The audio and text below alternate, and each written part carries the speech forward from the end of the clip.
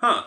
So, virtual reality is like regular reality, but at a lower quality and a crappier frame rate. Oh, hello everybody and welcome to Atop the Fourth Wall, where bad comics burn. Today's comic, when it was donated, was described as potentially the next Bimbos in Time. I presume it's because Bimbos in Time is a movie tie-in that's an unfunny, badly drawn, nonsensical sack of crap that lasted for 40 pages of utter pain and irritation. Although that's not the case here at all. Today's comic is a movie tie-in that's an unfunny, badly drawn, nonsensical sack of crap that only lasts for 12 pages of utter pain and irritation. And to be fair, it's not intended to be funny. But here's the thing about Bimbos in Time. The creator of it, and the Bimbo movies, by his own admission, actually set out to create the worst comic ever. And it's only the fact that it's so completely amateurish that I have to pass on it possessing that honor. Bimbos BC and the other Bimbos movies, which I have been informed do exist somewhere out there, oh yippee skippy, aren't meant to be any great work of art and really not meant to be taken seriously, as frustrating as they are. Here, though, we have the problem where the work was supposed to be taken seriously. In fairness, the movie that the comic is based on, Future Shock, is actually pretty good. So good, in fact, that I'm going to make a quick look at to accompany this one to talk about the movie in greater detail, since we don't have a lot of time here. It's kind of an anthology, with 3 different stories taking place with one element connecting them, but I won't talk about it here. One of the movie's segments was written by, and featured, independent actress and writer Vivian Schilling. Fans of Mystery Science Theater 3000 can probably recognize another film that she helped create and star in. Soup taper? What? Let it get a little closer. The Soul Taker! That's right, she was Natalie in Soul Taker and also wrote its initial screenplay. And to be fair, Soul Taker is one of the better films featured on MST3K. Hell, it even won a Saturn Award. It's not a good film, but considering some movies I've seen, it's friggin' Citizen Kane by comparison. But we're not here to talk about Soul Taker or any other movie. As such, let's dig into Future Shock number 1.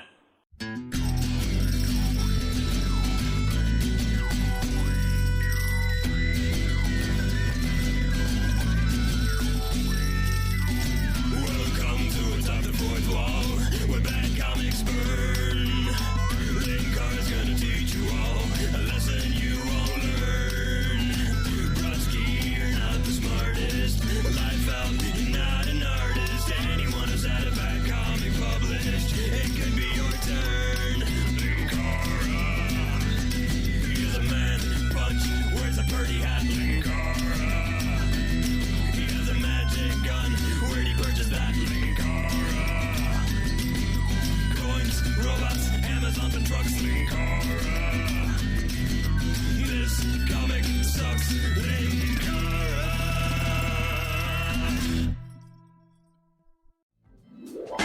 Time keeps on slipping, slipping, slipping into the future. Our cover has better artwork than what's in the actual story, which is always sad, but let's not get too excited about that, since this guy in the back looks more like a Black Web character than anything else. I admit, I like the logo. Simple font, but creative with the little energy arcs coming from the hole in the O. Not bad. Natalie from Soul Taker is staring into a big glowing ball and looking extremely bored. Don't stare into that light, whatever you do! Meanwhile, this guy up front is rubbing his hands together like truly evil people do. Fool, soon she will be under my control, just as you are! If he's under your control, then why did you have him yell out to not stare into the light? We open at Hellfire Laboratories. Really need to get the marketing people on the line with that name. In San Clemente, California, where a marble is balanced on top of a domino, which is then placed on top of another marble. Hey, don't ask me, I'm just telling you what I'm reading here. A man enters. Hello? Come in, Troy. Please take a seat. Make yourself comfortable. That looks like an electric chair. For the record, said electric chair is a normal wooden chair. What an idiot. There's no brain in that head to probe. I love it when the crappy comic does the work of insulting people for me. Who else but a fool would volunteer for this experiment? Alright, test subject number 17. We have several new McDonald's dishes we'd like you to try. One sure thing about morons, though, the little brains they have are always in their pants. You guys know that I can hear you, right? I mean, the glass is not that thick. It turns out the two spheres and domino thing are actually some kind of holographic projector, which emits an image of a woman in lingerie. A holographic projection of a woman in lingerie.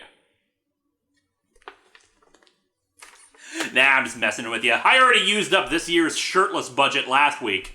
Also, I think there might be something wrong with Captain Huge Forehead here, since he looks at the hologram and proclaims, "Hey, baby, ow-wee!" Because, you know, it's only natural that your first reaction to holographic porn is letting out that you're in pain. However, this doesn't last long. Suddenly, Dr. Evans hits the wrong switch, and Susie Q becomes Johnny Boy. Troy is whirling out of control on hormone overload! And yes, the image has changed from a woman in lingerie to a muscular guy in a Speedo. So, hormone overload after switching from a half-naked woman to a half-naked guy? So, is the guy bisexual? I don't think this comic understands how hormones work. No! No! No! I think Troy is in a little bit of denial about himself. Or he just really, really misses the half-naked woman. And then his head explodes.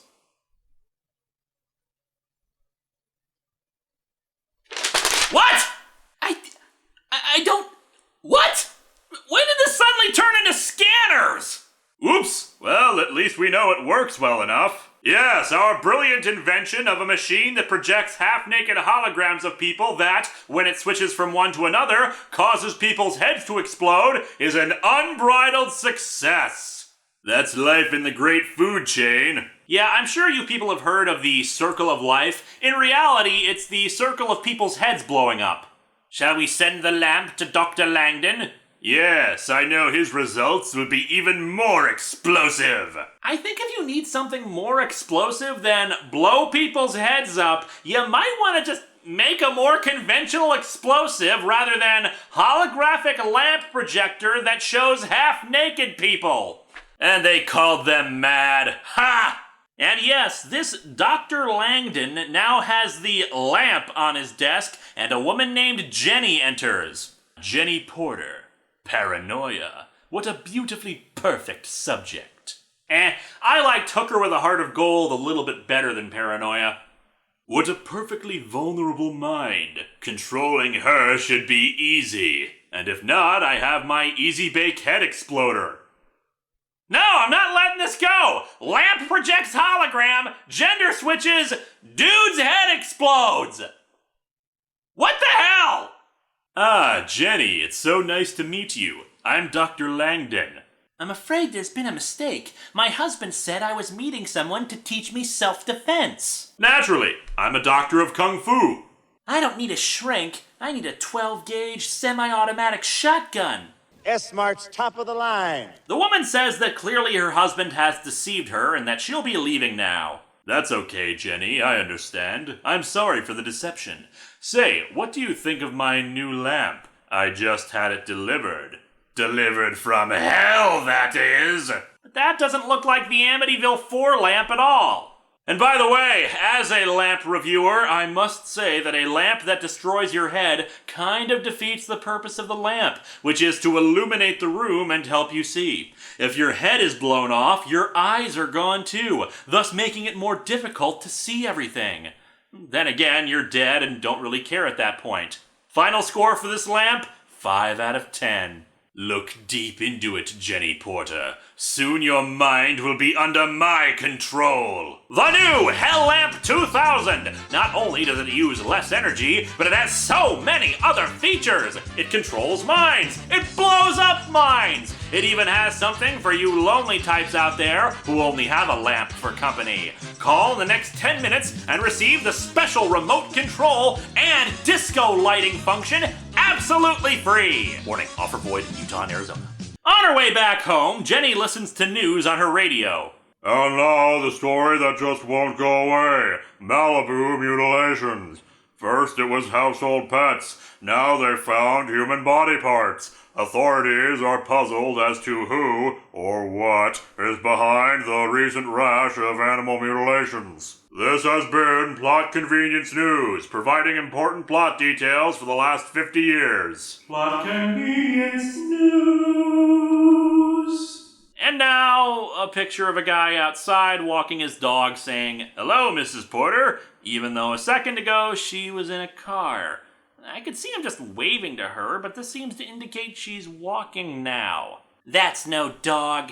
It's a space station. It looks more like a blood-sucking, flesh-eating monster wolf from hell. Okay, comic, there is a difference between paranoid and just plain stupid.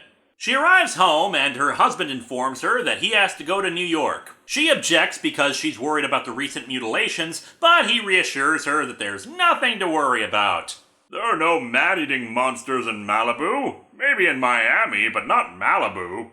Okay, if that's a reference to something, I have no idea what it is. Maybe some murders or a reference to alligators or something, but yeah, lost on me. After she sets the house's alarm, she sits and sulks about the lack of someone around to be with her. Damn, there's no one I can call. I've got to be careful not to look desperate. After all men are potential rapists. I mean, technically, yes, all men are potentially rapists, but by that same token, all women are potentially rapists too. Where the hell did this come from? And those that aren't married have some kind of disease. Our story so far? Utter madness. Editor's note. Readers are warned that some married men are rapists and have diseases too. The quiet of a peaceful night is ripped asunder by the shuddering howl of a restless beast and the chilling cry of a hunted soul. It's the rake! Get a gun! And following my advice when dealing with creatures born from creepypastas, Jenny has grabbed a rifle. Hounds from hell, hunting their prey to indulge their bloodthirsty appetites. I don't taste good! Do you hear me? No meat on my bones! Nothing savory about me! I'm all gristle! I don't go well with barbecue sauce! Suddenly, Jenny is face to face with her evil twin. Did I just flip over 2 pages at once? Evil twin? What? Looking into the eyes of her own alter ego, like matter meeting with antimatter, as though through a dimensional window. As if 2 different kinds of butter were touching, as if someone tried to mix stripes and plaid in the same outfit. The narration says that while she's in a panic, she drops the gun and it shoots her twin. But it was all a dream. Well, that accomplished a lot. After she double-checks her security system and the locks on her windows, she gets some food for her cat. Also, the artist felt it was necessary to show her nipples poking through her outfit. She's either really cold or shooting her doppelganger in a dream really got her hot and bothered. Horrors from her worst dreams invade the conscious mind, blurring the lines between nightmare and reality. What horrors? Did she have a dream where she ran at a fancy feast for her cat? The cat goes out through the pet door, and being an idiot, Jenny decides to put the life of her cat above her own, stepping outside to try to get it.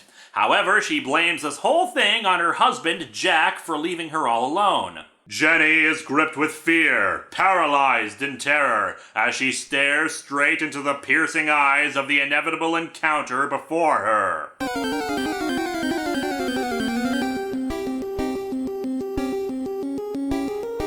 Hounds from hell who have been feeding on Jenny's unconscious fear step into her consciousness to feed upon the flesh and blood of her reality. They encircle her in a ritualistic formation, preparing to dive in a feeding frenzy. Okay, wait a damn minute. How far away from her house is she? Now she's by a river? Also, what the hell is this comic talking about? Dream wolves that feed on reality? What? Didn't this comic start out about a head-exploding lamp? Jenny flees the creatures back to the house, and I just realized that this would have been better if she encountered herself. You know, if she was the other version she saw in the dream. It wouldn't really make any sense, but as was said in Diablo 2... Why do things happen as they do in dreams? I mean, hell, it'd make more sense than the narration claiming she was an evil twin. Anyway, we cut to the husband in New York, apparently calling at 4 in the morning to check up on her, but not getting an answer. I'm sure she's fine. She's probably asleep, having wonderful dreams. Well, all her life is changing every day, in every possible way, and all her dreams are never quite as it seems. Never quite as it seems. While her husband Jack is biting on a Polish sausage, Jenny is getting a bite of her own. Who left all these Polish sausages in my backyard? However, she's suddenly pulled out of the experience that has momentarily made her a blonde woman to see her neighbor and the dog from before standing over her. After she's helped up, she also sees the doctor from earlier, revealing that, yet again, this has all been a dream. Yep, the magic lamp of holograms and brain explosions and mind control is also some kind of hypnosis machine. The doctor thinks about his evil plans to take over her mind, but otherwise is just being all psychotherapy-ish and whatnot. Time for another patient. So, at some point, we'll address the half of the title that says this involves the future, right? George, sit down and relax. What's got you so upset today? Oh, I got an eviction notice. I meant to pay rent, but I got carried away at the Price Club again. I just kept buying blenders. I think I've got a problem, Doc. Dr. Langdon then uses the power of his lamp to go inside this guy's mind. Despite the fact that this George guy just admitted he was evicted, his dream state is him back in his apartment typing up an ad for a roommate to aid his financial woes. Roommate wanted for unfurnished bedroom. Must be clean, considerate, and employed. I do have to laugh at that kind of specificity in an advertisement. Technically, you don't have to tell someone why they were rejected for being a roommate, so you probably don't need to remind people that they should shower before coming to see you. Unfortunately, the one to answer his call is no human being at all, but rather an instrument of mind control, delivered directly by Dr. Langdon. Looks like I'm gonna be moving into a new place. I love living with nerds. They treat me like a king. Question: if this guy is simply a figment of George's imagination, why does he have thought balloons? Anyway, when George returns to his apartment, Mr. Matrix is already inside and laying on his couch. Who are you? Hey, Georgie, I'm your new roomie, Vince Powers. Say, I couldn't figure out which room was my bedroom, 'cause only one had furniture in it. Yes, it's an unfurnished room. No, George. Your ad said the room was furnished. Are you calling me a liar, Georgie? Yes, I am. You broke into my home, claimed to be my new roommate without letting me interview you first, and now you are lying about the contents of the advertisement, and anyone can see through that. Now get out before I call the police.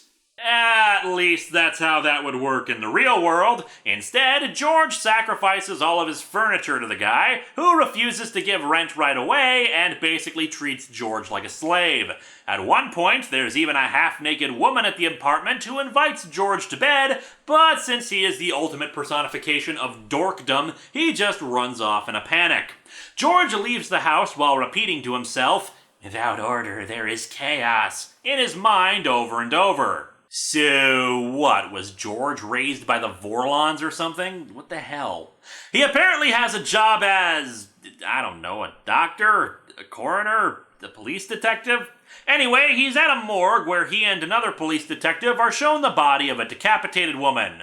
Gasp! Satan slut! What? Satan slut! I have no idea what's going on. George goes running out of the morgue screaming, "Without order, there is chaos!" If he is a cop, then man, he sucks at this. And runs back home, spotting Vince carrying out a bag and a butcher's knife, implying that it was Vince who killed the woman. And then I guess he isn't a cop, since now he's at a gun store buying a gun, which he is instantly given. Should I wait a few days and cool off? No reason. And then he's back home and is putting the gun to Vince's head and ordering him to leave. However, the cops enter too. "Freeze, Robinson! We want to ask you a few questions about Satan's slut." Again with the Satan's... What? What in God's holy name are you blathering about? So George fires at the cops, and after the ensuing gunfight, he's in the hospital. Vince stops by to tell him they've lost the lease, but that's okay since he'll spend all his free time with him. And in a legitimately funny moment, back in the doctor's office, George is trying to strangle Dr. Langdon while he tries to bring him out of the trance. And then we're back to when George put up the roommate wanted ad? Vince even repeats his dialogue. What the hell? Is the comic looping itself? Time keeps on slipping, slipping, slipping into the future. Anyway, time for another patient, I guess. It's another paranoid person. You know, Doc, what exactly are you hoping to accomplish with this? I know you want to take control of the minds of other people, but I'm just not getting what the long-term accomplishment is here. You just seem kind of unfocused is what I'm saying. Anyway, he puts this guy under like the other two, but this time it starts out with silhouettes. Okay. They tell the guy, Steve, that he's having a near-death experience. Steve is a photographer and starts to remember what happened. Steve is also kind of an asshole. Since he was spending all his time complaining about how he's paranoid, he doesn't notice his friend choking to death on olives. At the funeral, he meets a woman named Paula who seems to share his paranoia issues, though Steve has got it worse. The next morning, he's trying to shave, but keeps thinking of what could happen to him. "I moved my alarm clock because I read that magnetic rays cause cancer." "Of course! Don't you know anything about science?" "And what if I fall in the shower and hit the tile and jam particles through my nostrils into my brain? My bathroom, it's like a chamber of death! That toilet paper roll is trying to kill me!" He tries to go to the airport to fly to a photo shoot, but his paranoia gets the best of him again, and he goes home to sit under a table in preparation for an earthquake. Paula comes by and basically tells him that she's not going to spend all her time hiding under a table, and Steve realizes what an asshole he's been, getting out to try to talk to Paula, but instead is hit by her car when he goes into the streets. So there's your lesson, kids! Stick your head in the sand. Don't go chasing waterfalls. However, he's okay. The silhouettes are just the effects of his concussion, I guess. However, Dr. Langdon appears to take him out of it. But then Jenny shows up? The hell? "I'm taking you out now, Russell. We've made a lot of progress today, and it's time for you to come back." Yeah, suddenly Dr. Langdon isn't blonde-haired, and he's in a psychiatrist's office with Dr. Porter sitting near him. "No, Dr. Porter, I want to be the doctor some more." You're telling me this whole damn thing has just been a bunch of dreams within dreams? The hell is this, Inception? And so the comic ends with a shot of the lamp, but with blood all over it? And the end? What? What even? This comic sucks!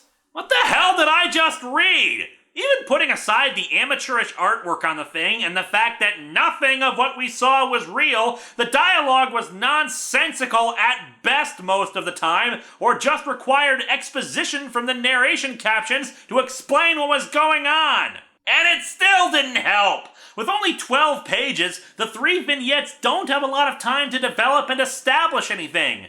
To be fair, a lot of the nonsensical bits do make more sense if you watched the movie, but the problem is that this is actually an adaptation of the movie. Yeah, they transcribed a movie that was an hour and 47 minutes long into a 12-page comic. What the hell were they thinking? The best of the three vignettes is the Jenny one, since it actually kind of has a dreamlike atmosphere to it, and Jenny's paranoia and delusions help feed what could be a tense thriller, aided by the fact that we can't be certain what's real and what isn't. But even that has problems, since it just kind of ends out of nowhere, the dialogue is still insane, and it still doesn't give a lot of time to do anything. And what in the hell Michigan was up with that first page showing the dude's head blowing up after the half-naked woman became a Speedo-wearing guy? I can see why this was considered by that fan as the next Bimbos in Time, but I'm sorry to say that this was still shorter than Bimbos in Time and not quite as infuriating. Also, unlike Bimbos in Time, I actually did get a laugh or two out of this.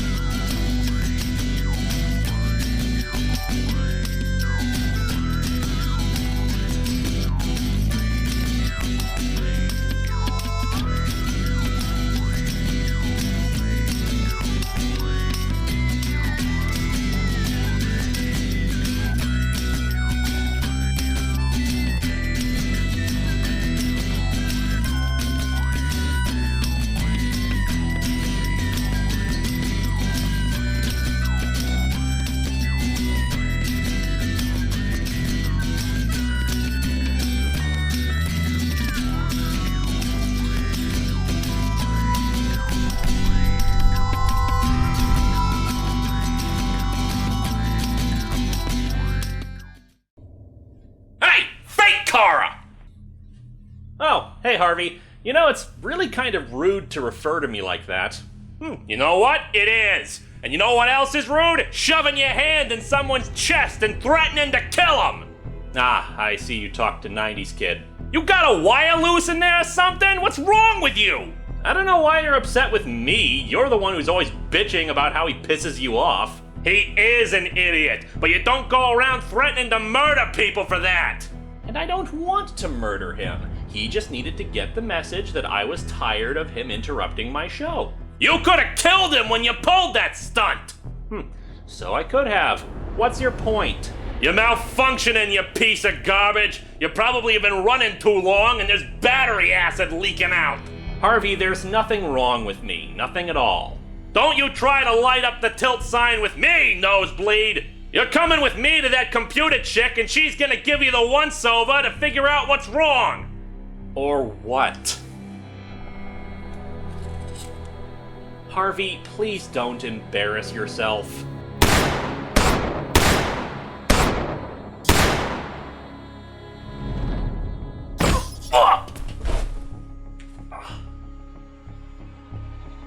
Harvey, please don't get in my way. It'd be a shame if I had to crush your throat. I mean, how would you ever sing again?